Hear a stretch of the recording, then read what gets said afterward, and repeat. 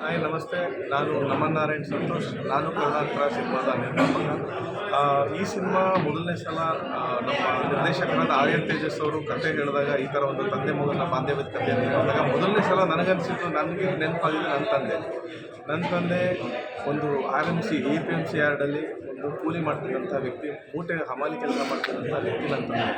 So ಅವರು ನನಗೋಸ್ಕರ ಯಾವತ್ತೂ ನನ್ನ ಕಷ್ಟ ತೋರಿಸ್ತಿಲ್ಲ. ನಾನು ತುಂಬ ಹಠ ಮಾಡಿದ್ದೀವಿ, ಬಟ್ ನನಗೆ ಯಾವತ್ತೂ ಕಷ್ಟಗಳನ್ನ ತೋರಿಸ್ತಾರಲ್ಲ ನನ್ನ ತಂದೆ.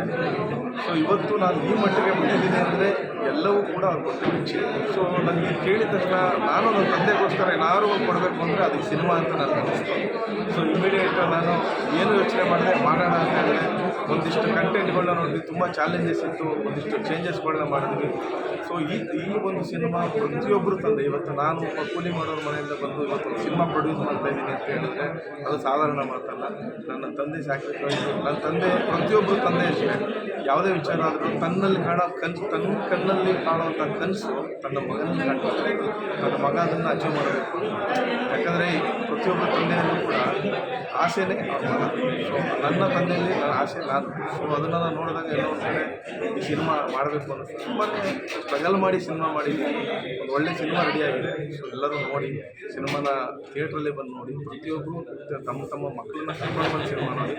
ಅವರಿಗೆ ನಿಮ್ಮ ವ್ಯಾಲ್ಯೂಸು ಈ ಸಿನಿಮಾ ಮುಖಾಂತರ ಗೊತ್ತಾಗುತ್ತೆ. Thank you. Okay sir.